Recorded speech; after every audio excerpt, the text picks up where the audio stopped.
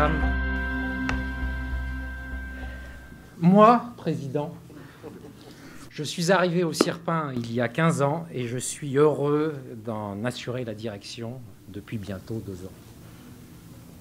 Moi, président, c'est pas mal, non? Ça sonne, c'est peut-être bon en plus pour ma réélection, non, Agnès? On ne savait pas que tu te représentes. Moi non plus, mais enfin bon. Mesdames, Messieurs, je souhaiterais vous remercier car vous avez été très nombreux à vous inscrire, même encore jusqu'à aujourd'hui. Alors ce soir, en fait, vous venez d'horizons très différents, mais vous avez tous un point en commun. Que vous soyez universitaire, étudiant, patron d'entreprise, demandeur d'emploi, dirigeant d'un centre de formation, vous avez ce point en commun. Que vous arriviez d'un cabinet de recrutement, d'un organisme de reconversion, d'une mairie, d'une collectivité, d'une instance régionale ou nationale, vous avez également ce point en commun. Cet élément que vous partagez, en fait, c'est une qualité et c'est l'anticipation pour moi. Ce soir, donc, le CIRPin va vous aider à connaître quels profils sont attendus par le numérique en Aquitaine pour les futures années. Au fait, je ne sais pas si tout le monde sait ce que c'est que le CIRPin, donc pour mettre tout le monde à l'aise, on va dire que vous le saviez tous. Et puis que, je ne sais pas, peut-être certains en arrivant sur le parvis de la Cité mondiale se sont fait flasher la mémoire par les Men in Black, donc je vais remettre les pendules à zéro, je vais vous faire une petite piqûre de rappel et vous dire ce que c'est que le CIRPin. Le CIRPin, c'est le syndicat régional des prestataires de l'informatique et du numérique. Régional, c'est le Sud-Ouest.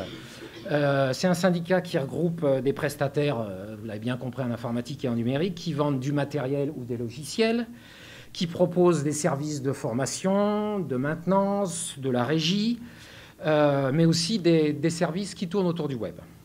En 67, donc, les entreprises informatiques du Sud-Ouest fondent le CIRPin. Le CIRPin, à l'époque, c'était plutôt un groupement d'achat.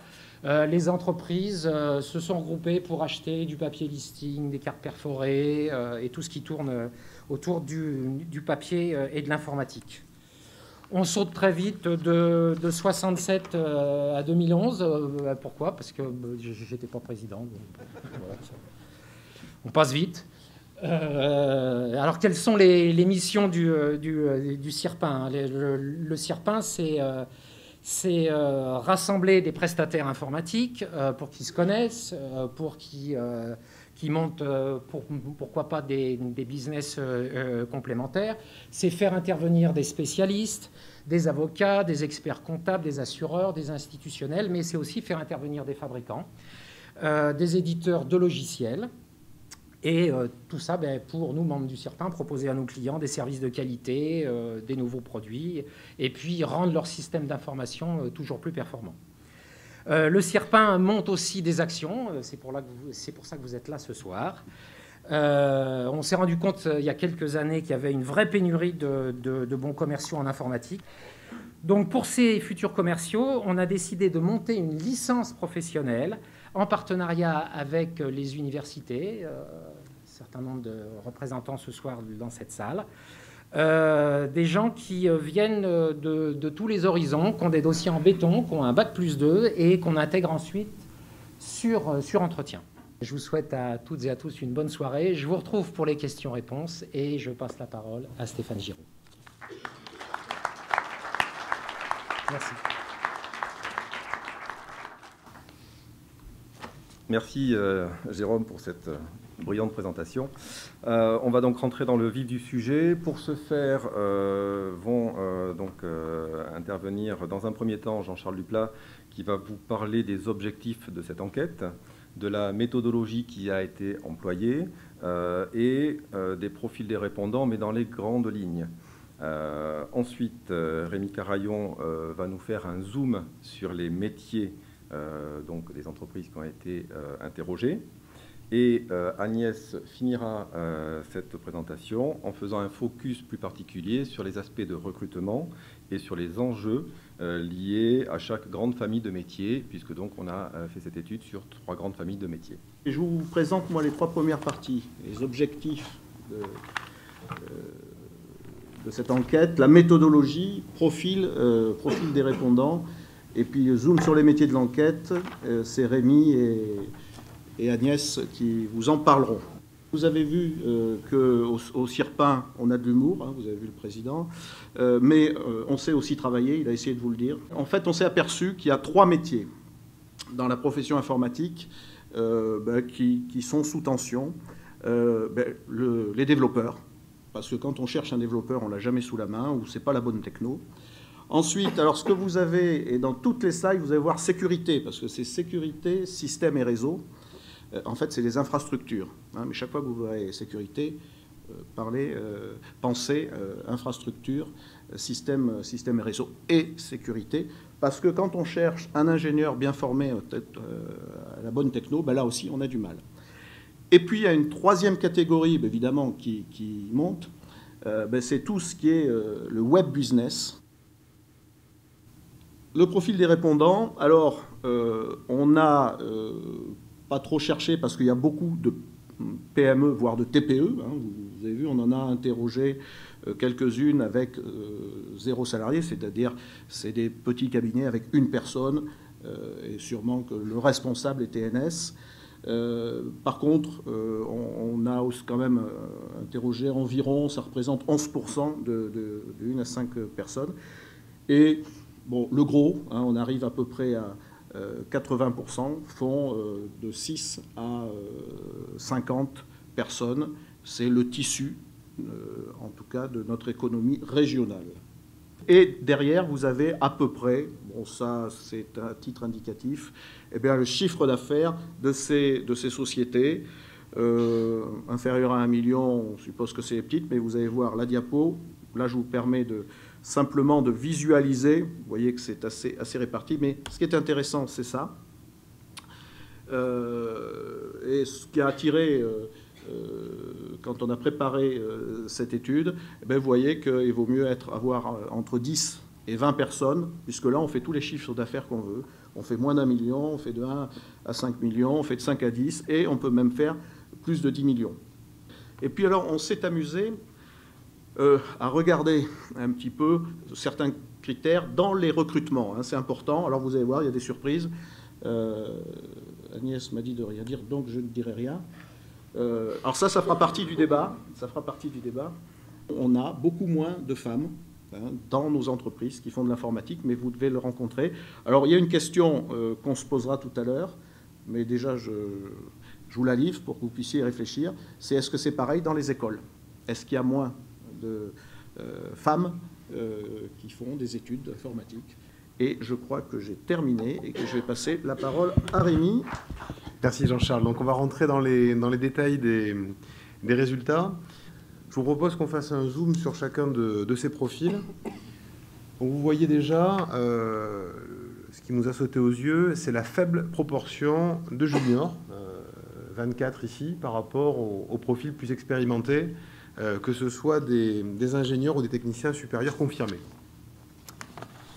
Donc je précise que là, nous sommes sur les profils de répondants, système, réseau et infrastructure, comme le soulignait Jean-Charles. Donc ensuite, sur la prochaine donc, diapositive, vous voyez qu'on zoome sur les profils développement web. Donc sans surprise pour les gens qui connaissent bien cette branche, on a une forte proportion de chefs de projet, qui sont ceux qui animent effectivement le secteur d'activité.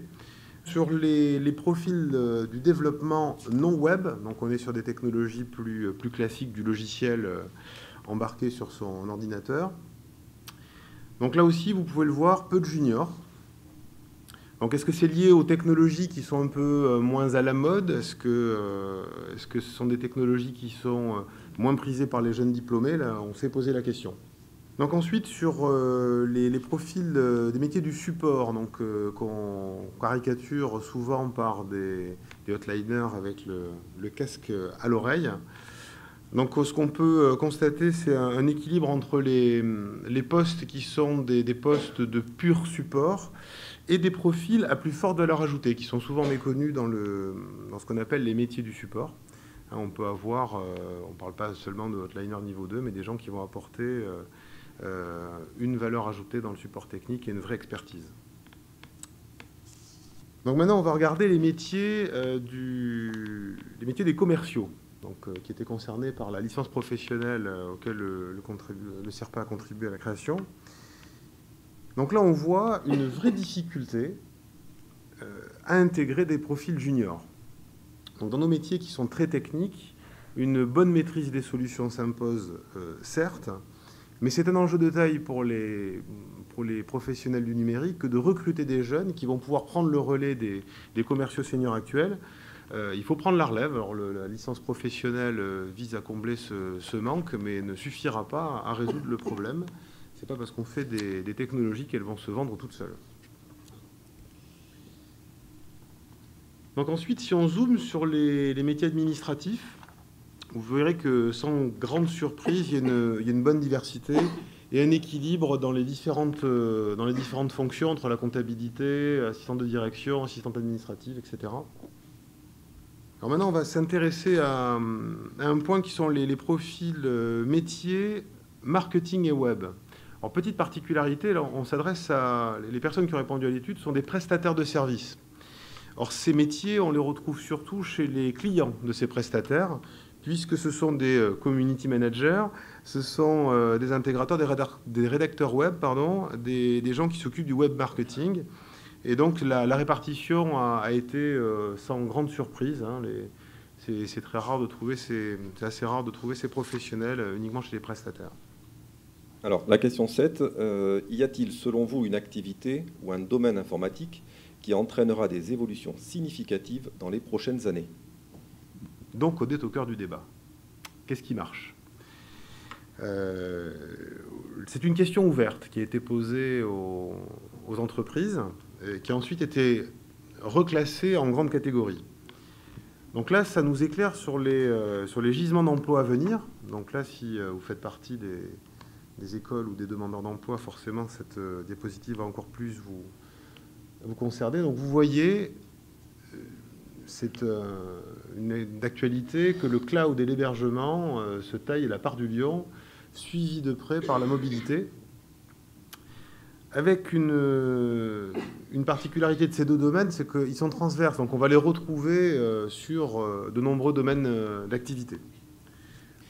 Alors cet intérêt a été également confirmé par les entretiens que nous avons réalisés avec les écoles, puisqu'ils nous ont confirmé qu'au travers des remontées des entreprises, des demandes de stage, des offres d'emploi, on avait un gros intérêt des entreprises sur ces deux principaux domaines.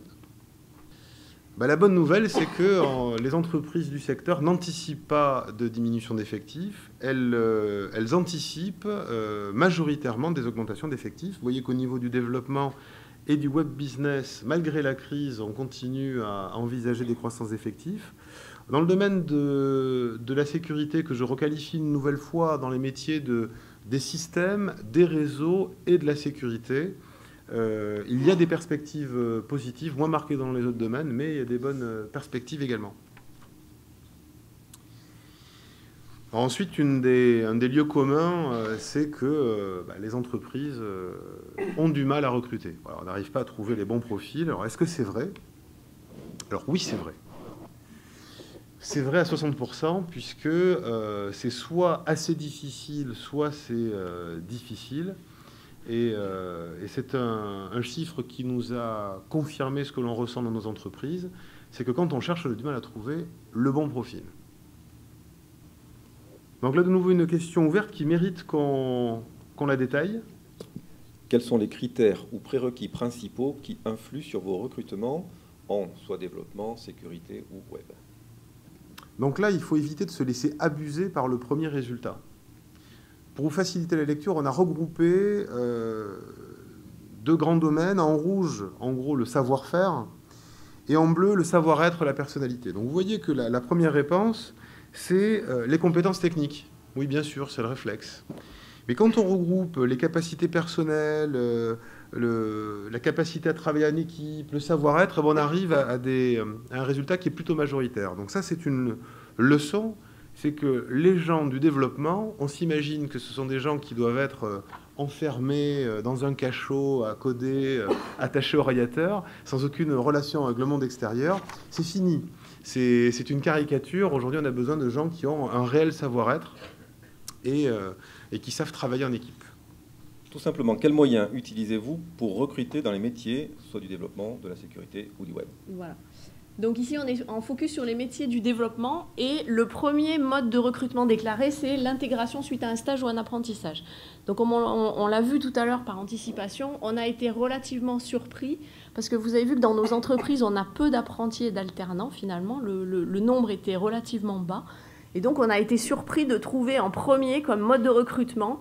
Alors on s'est dit pourquoi ils n'ont pas beaucoup d'apprentis mais ils en recrutent finalement beaucoup. On se dit que c'est beaucoup les stages.